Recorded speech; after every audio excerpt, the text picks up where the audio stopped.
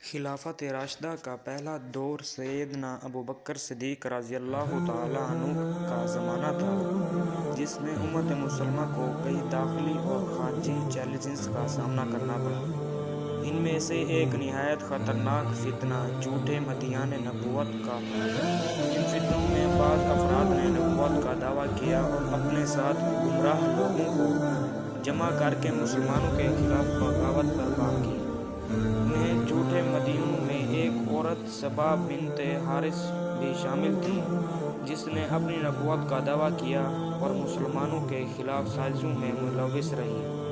سبا بنت حارث بن سوید قبیلہ بنو تیم سے تعلق رکھتی تھی۔ وہ ایک عربی نصرانی خاندان میں پیدا ہوئی تھی، جو عرب معاشرے میں ایک قابل ذکر حیثیت رکھتا تھا۔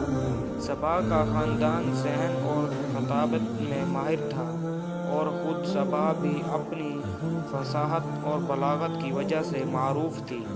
اس کی زبان میں تاثیر اور الفاظ میں چالاکی تھی، جس کی وجہ سے وہ لوگوں کو متاثر کرنے میں کامیاب ہوئی۔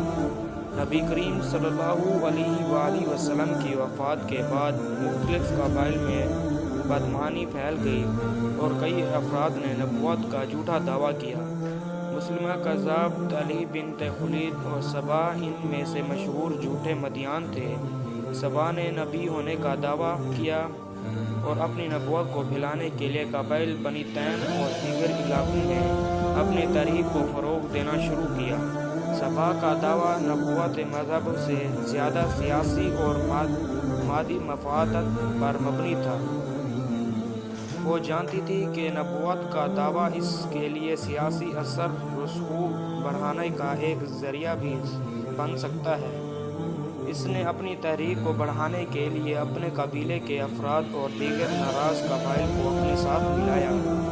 سبا نے اپنی تحریک کو مضبوط کرنے کے لیے یمن کے علاقے کا رخ کیا، جہاں پہلے ہی مسلمہ کذاب نے نبوت کا جھوٹا دعویٰ کر رکھا تھا۔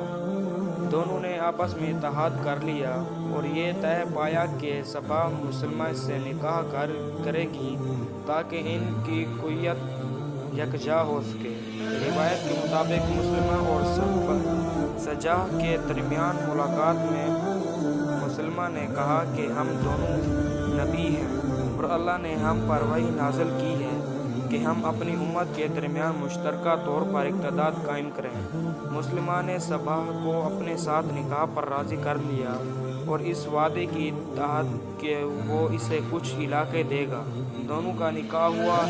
جب حضرت ابوبکر صدیق رضی اللہ تعالیٰ عنہ کو سبا اور مسلمہ کے اتحاد کی خبر ملی تو انہوں نے فوری طور پر اس فتنے کی سدباب کا فیصلہ کیا۔ آپ نے اپنی خلافت کے آغاز میں ہی مختلف جھوٹے مدعیان نے نبوت کے خلاف کارروائی کا حکم دیا۔ مسلمہ اور سبا کے فتنے کو بدانی کے لیے حضرت خالد بن ولید رضی اللہ تعالیٰ عنہ کو روانہ کیا گیا۔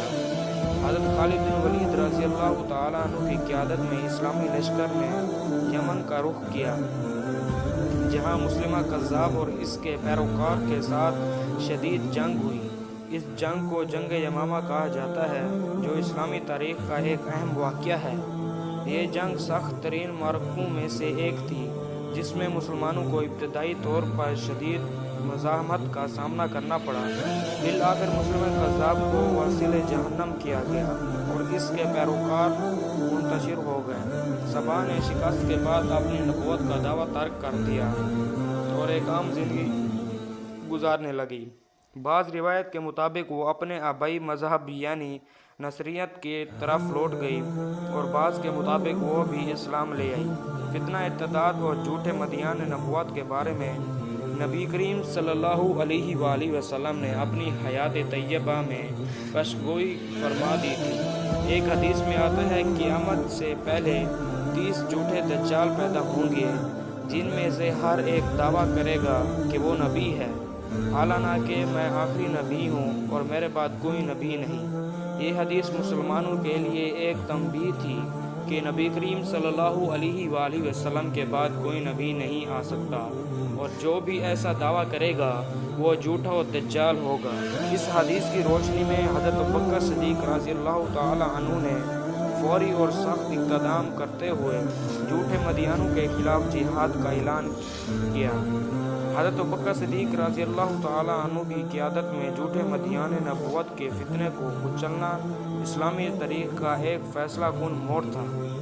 اگر اس وقت یہ فتنہ دبایا نہ جاتا تو اسلامی ریاست انتشار کا شکار ہو جاتی۔